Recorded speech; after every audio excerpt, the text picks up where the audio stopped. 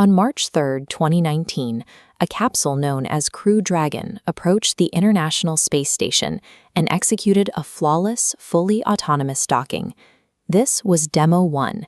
It carried cargo, sensors, and a dummy, but no human crew. It was the first orbital flight test of a vehicle developed under NASA's Commercial Crew program.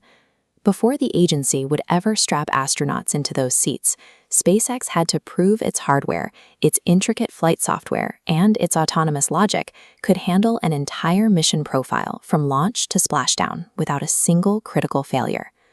When the Space Shuttle rolled to a stop in 2011, the United States suddenly lacked a vehicle to send its people into orbit.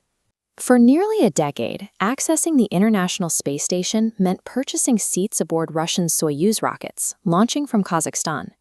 To regain domestic launch capabilities, NASA pivoted. Through the Commercial Crew program, the government funded private companies to design and build the next generation of American human-rated spacecraft.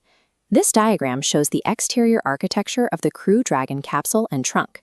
SpaceX previously flew a cargo version, but keeping humans alive requires different engineering.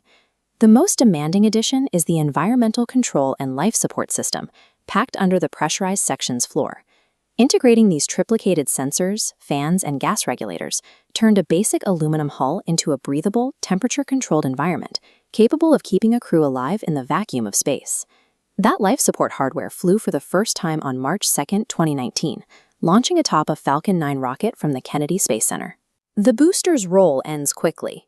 Once it delivers the capsule to a preliminary low Earth orbit, Dragon separates from the second stage and takes over the navigation entirely.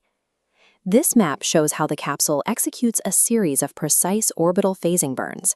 By firing its thrusters at specific intervals, Dragon gradually raises its altitude and aligns its velocity to catch up with the space station.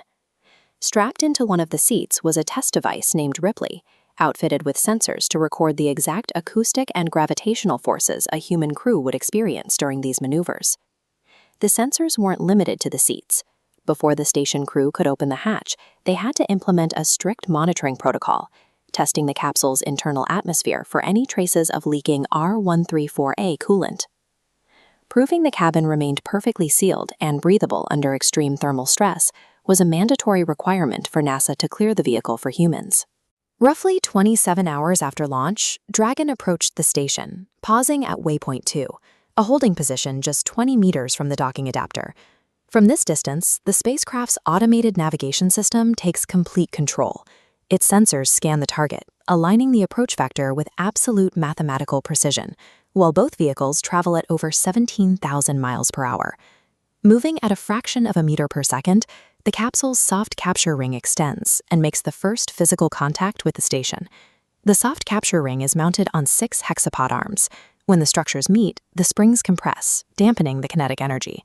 Once stabilized, 12 internal hooks rotate and drive into place, pulling the capsule tight to create an airtight hard dock. Executing this complex mechanical sequence without human intervention proved that the automated flight computers could safely navigate the most critical phase of the mission. After 5 days attached to the orbital laboratory, Crew Dragon undocked on March 8th and began its descent. Hitting the atmosphere at orbital velocity subjects the spacecraft to thousands of degrees of intense friction. The ablative heat shield has to bear the brunt of this thermal load to protect the pressurized cabin inside. Once the capsule passes through the plasma blackout, the guidance system deploys a sequence of drogue and main parachutes to drastically slow the scorched vehicle's descent. At 8:45 a.m., Dragon splashed down in the Atlantic Ocean off the coast of Florida, where it was swiftly secured and hoisted aboard the SpaceX recovery vessel, Geo Searcher. Surviving the extreme physical trauma of re-entry completed the testing cycle. It demonstrated that both the avionics and the structural integrity of the capsule could endure a full round-trip mission. Demo 1 didn't automatically rubber stamp the Crew Dragon for active duty, but it delivered the telemetry and hard data NASA needed to authorize the next step. That data directly cleared the path for veteran astronauts Bob Behnken and Doug Hurley to transition the vehicle from an experimental prototype to an operational spacecraft. They were assigned to the Demo 2 flight test, a mission marked by the return of the iconic retro-red NASA warm logo. Demo 1 was the critical technological bridge.